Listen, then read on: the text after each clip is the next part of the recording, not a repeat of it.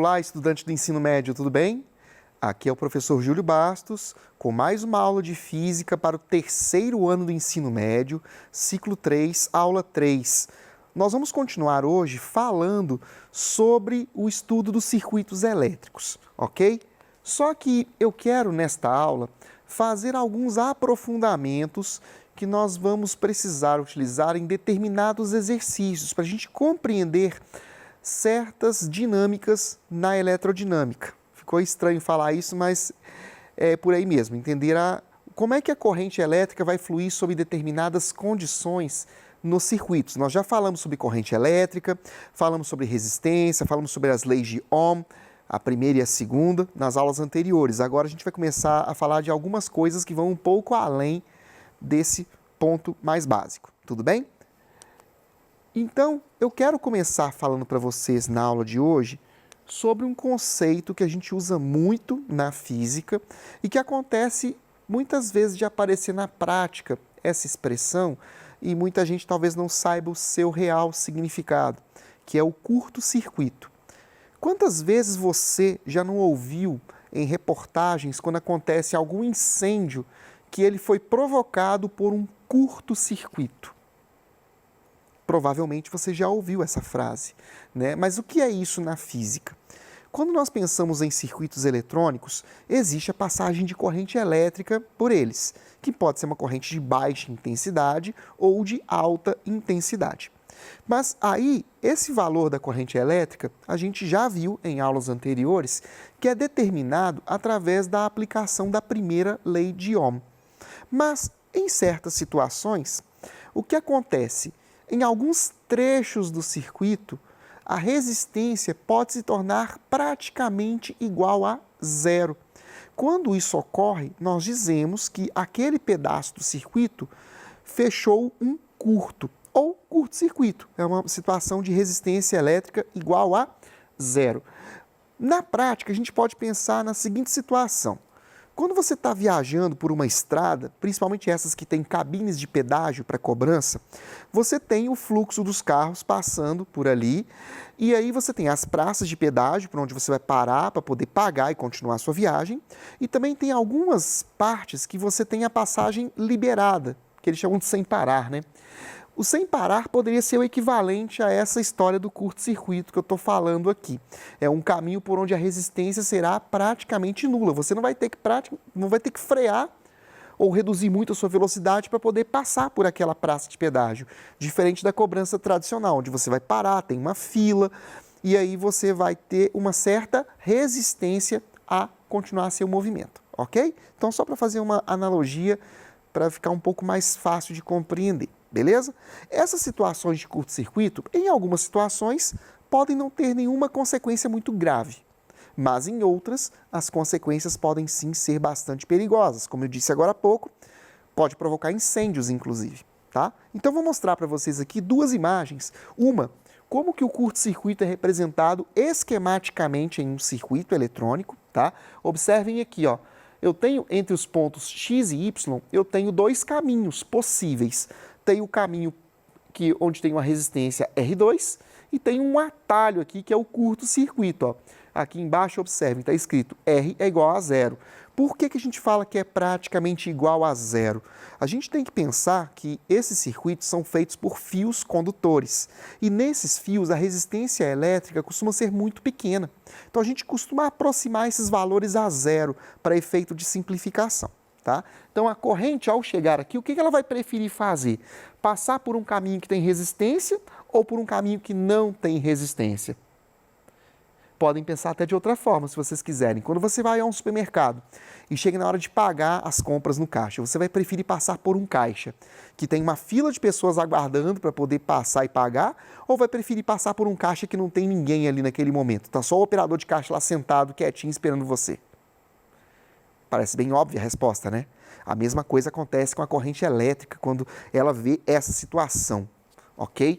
Ela vai preferir, obviamente, passar por aqui. Então, esse resistor R2 que está aqui, ele não vai ter função alguma no meu circuito, beleza? Na prática, olha só uma situação que talvez vocês já tenham visto na casa de vocês ou em casa de algum conhecido.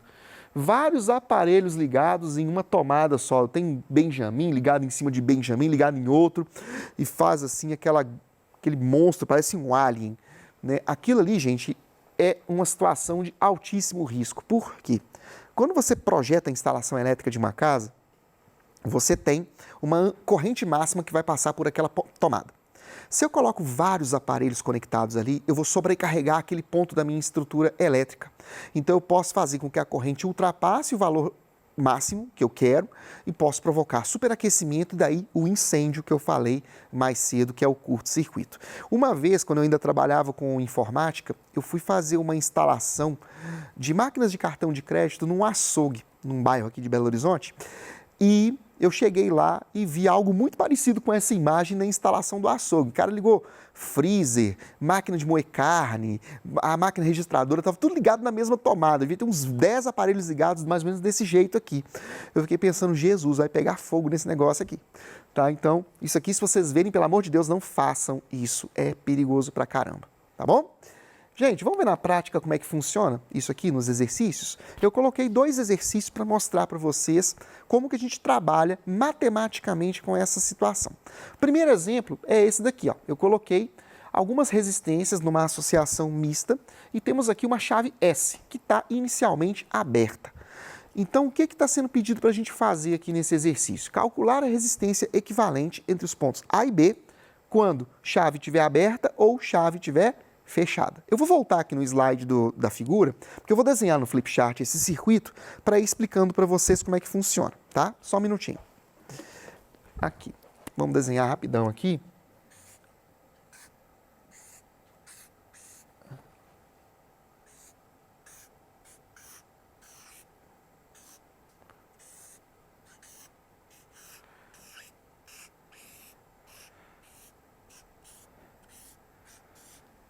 Aqui é o ponto A, ponto B.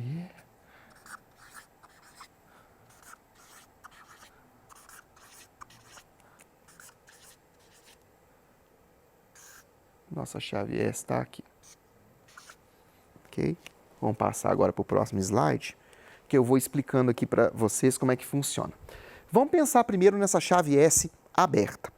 Como é que eu vou fazer para calcular resistência equivalente? Eu vou imaginar que aqui, entre os pontos A e B, eu tenho uma fonte de tensão. Então, eu vou colocar aqui, só para representar para a gente, uma fonte de tensão qualquer. Não importa o valor dessa tensão aqui agora, tá bom? Eu só coloquei ela para ilustrar que o circuito está fechado. Para que vocês lembrem que corrente elétrica só vai aparecer se houver caminho fechado para essa corrente poder passar por ali. Então, vejam só. A corrente elétrica que vai sair do meu polo positivo da bateria, ela vai passar por esse resistor de 10 ohms aqui, e ao chegar nesse ponto, que é um nó, eu tenho 2 opções possíveis para a corrente passar. Ou ela passa por aqui, ou ela passa por aqui. Então, o que está acontecendo nesse circuito, gente? Esses 2 resistores de 10 ohms que estão aqui, ó, do meu lado direito, eles estão em paralelo. Lembra que quando eu falo resistências em paralelo, é porque houve divisão de corrente, não porque estão em posições paralelas, tá bom? Então aqui, ó, houve divisão de corrente, eu tenho uma corrente aqui, outra ali, então aqui está em paralelo. Se eu simplificar esse circuito, trocando esses 2 resistores por um, o que vai acontecer? Eu vou ter 3 resistores em série depois, né? Então, eu não vou mostrar os desenhos todos, senão a gente vai gastar muito tempo. Só vou mostrando para vocês como é que vai ficar o raciocínio aqui, ó. Então, olha lá. O que aconteceu na hora que eu for calcular a resistência equivalente? Eu vou calcular esse paralelo aqui, ó, que é 10 em paralelo com 10, e no final eu vou pegar esse resultado e vou somar com as outras 2 resistências, que aí vai ficar em série, tá? Acho melhor redesenhar o circuito para vocês verem como é que fica, né? Deixa eu desenhar na outra folha aqui. Vai ficar assim, ó.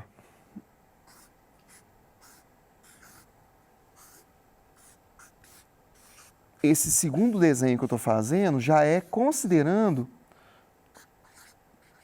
o cálculo feito dos 10 em paralelo com 10, tá? Opa, aqui o ombro ficou feio pra caramba. Então ficou dessa forma o meu circuito, com os 3 resistores em série, beleza? E aí, calculando a resistência equivalente, como está ali na tela, o resultado vai dar 25 ohms. Tranquilo, pessoal? Agora, vamos imaginar aquela chave fechada. Eu vou desenhar de novo o circuito, que eu acho importante a gente desenhar e mostrar com clareza o que está acontecendo. Então, olha só, agora eu estou na letra B, tá, gente? Aquilo lá tudo foi a letra A. Então, aqui, letra B. Olha o que nós vamos fazer agora.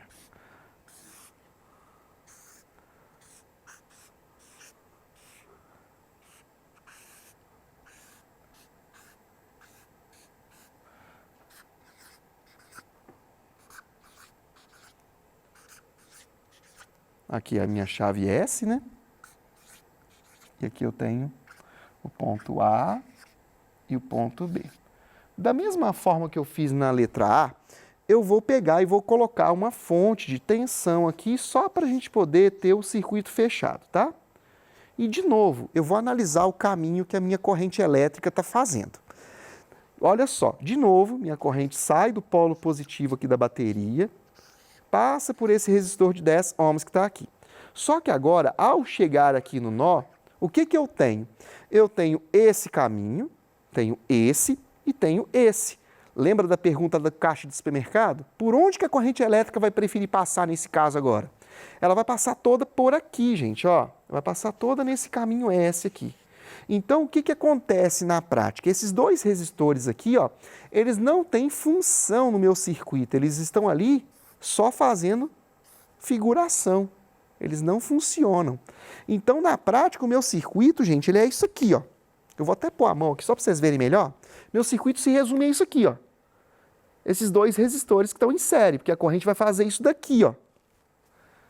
Né? Então, como que eu calculo a resistência equivalente quando eu fechei a chave S? Ali eu só escrevi o que eu acabei de falar para vocês, tá? Vai ficar apenas um 10 somado com um 10, que é igual a 20 ohms. Perceberam o que aconteceu aqui? Quando eu fechei a chave, houve uma modificação no valor da resistência equivalente. Isso vai provocar, se eu for pensar em termos de corrente elétrica, também uma variação do valor dela. A corrente elétrica, no caso, quando eu fechei a chave S, vai sofrer um pequeno aumento. Porque se eu reduzo a resistência, eu vou aumentar a corrente, já que a fonte é a mesma. Beleza?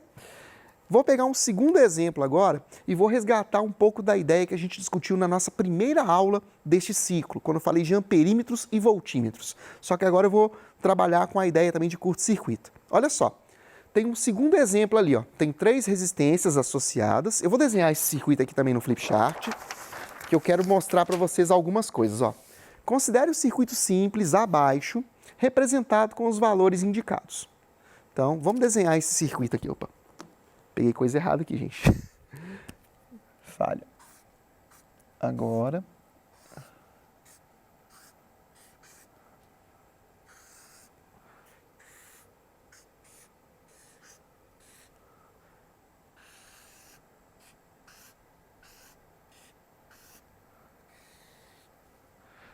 Ali eu tenho 40 volts, 6 ohms.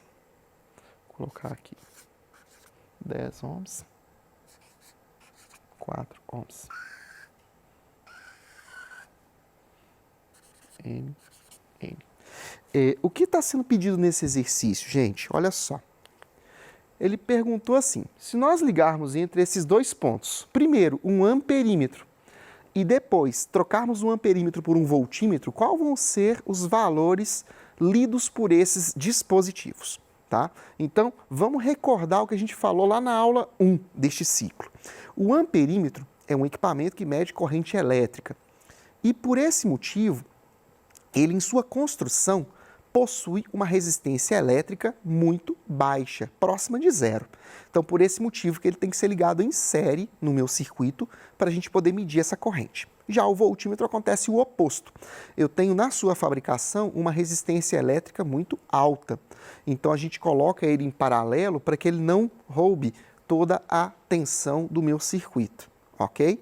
Então vamos imaginar aqui no início que eu coloquei um amperímetro aqui. Se eu ligo um amperímetro entre M e N, o que vai acontecer? Como esse amperímetro ele tem uma resistência próxima a zero, é como se eu estivesse fazendo um curto-circuito mesmo. É como se eu estivesse fechado o fio aqui simplesmente entre M e N. E ao fechar um curto-circuito, como é que vai ficar esse caminho da minha corrente elétrica aqui? Vamos só passar o slide só para vocês entenderem. O que eu estou falando agora está escrito ali, ó. Ligando entre os pontos M e N, em um amperímetro ideal, haverá um curto-circuito com o resistor R2. O resistor R2 é esse aqui, tá, gente? Eu só não coloquei o nome. Então, o que acontece? Esse resistor de 10 ohms ele vai perder sua função no circuito. O meu circuito vai se resumir a isso aqui só, a esses dois resistores em série. Observem que eu falei série, mas a posição que eles ocupam no meu desenho é paralelo. Por isso que eu chamo muita atenção disso nos meus alunos. Gente, quando fala de circuito paralelo, não é que o meu resistor está posicionado paralelamente um com o outro. Eu tenho que observar se a corrente está dividindo ou não. Ok? Então fiquem muito espertos com isso aí, porque é um erro muito comum que se comete na interpretação. Então, voltando aqui, se eu coloco o amperímetro aqui, então fechou um curto-circuito nesse ponto, esse resistor de 10 ohms perde a sua função, então ele some e eu vou ter apenas esse pedaço do circuito aqui. É o que está escrito ali no segundo parágrafo. Ó. Então a leitura do amperímetro será correspondente a um circuito em série, formado pelos resistores R1 e R3, que são esses dois aqui. Como é que a gente calcula a resistência equivalente nesse caso? Só somar. 6 mais 4, 10 ohms. E aplicando a lei de Ohm, que a gente já viu algumas vezes, só dividir 40 por 10 para a gente encontrar a corrente que vai passar pelo meu amperímetro. Essa corrente, gente, é a mesma que passa pelo circuito todo, porque se ele é um circuito série simples, a corrente que passar em qualquer ponto do meu circuito tem que ser igual, inclusive pelo amperímetro, ok? Agora, vamos tirar o amperímetro daqui e vamos colocar um voltímetro. Quando eu faço isso, o voltímetro tem que ser ligado em paralelo, de fato, né? Só que aí, observe que ele está em paralelo com o quê? Ele está em paralelo com esse resistor aqui, o R2, né? Porque aqui, ó, a corrente elétrica, se chegar aqui, ela vai ter que, teoricamente, se dividir para cá e para cá, beleza? Então, por isso que eu falo que aqui está em paralelo só com esse ponto. Então, o que eu vou fazer, gente? Na hora de calcular a resistência equivalente, eu ignoro a presença do voltímetro, tá? Então, eu vou fazer o cálculo da resistência equivalente agora, sendo simplesmente os três resistores em série, né? Então, vai ficar 6 mais 10 mais 4, que vai totalizar 20 ohms. E isso é resistência equivalente. E quanto vai ser a corrente que vai passar por esse circuito? De novo, aqui ainda continua sendo um circuito série. Ô, Júlio, mas o voltímetro não está em paralelo? Então não é circuito misto, não? Não. Quando você analisa o circuito e pensa nos instrumentos de medida, você ignora a presença do voltímetro e do amperímetro para essas considerações, tá? Então aqui, se eu tirar o voltímetro, eu tenho um circuito série normal com os três, tá bom? Calculando a corrente, eu vou usar a lei de Ohm de novo, né? Então, 40 dividido por 20, que dá 2 amperes. Então, passam 2 amperes aqui por todos os elementos do meu circuito. E como que eu vou calcular, então, a leitura do meu voltímetro aqui? Fácil, né, gente? É só aplicar a lei de Ohm para calcular a tensão que vai aparecer aqui. Eu já conheço a resistência, já conheço a corrente, é só multiplicar uma pela outra. Ali, ó. A tensão no meu voltímetro vai ser 10 vezes 2, que é igual a 20 ohms. Então, aqui eu tenho 40 ohms, aqui eu tenho 20 ohms. Então, os outros 20 ohms estão aonde? Estão aqui, uma parte aqui, outra parte aqui. Se eu aplicasse a lei de Ohm de novo para cada um dos resistores, eu ia verificar o seguinte, que a soma das tensões sobre cada resistor, no final, se eu somar esses resultados, vai ter que dar os 40 volts, que é a tensão da minha bateria, tá bom? Então, é isso que eu queria mostrar para vocês na nossa aula de hoje, essa análise um pouco mais aprofundada, envolvendo curto-circuito, envolvendo lei de Ohm, cálculo de resistência equivalente, instrumentos de medida, para a gente fazer um fechamento, a gente amarrar todas as ideias que a gente discutiu nessas 3 aulas do ciclo 3, tá? É claro que existem muitas outras coisas que a gente pode falar aqui, mas aí a gente precisaria de muito mais tempo para poder discutir, tá bom? Pessoal, agradeço demais a atenção de vocês pela nossa aula, tá? Qualquer dúvida que vocês tiverem, estou aqui para ajudá-los. Bons estudos!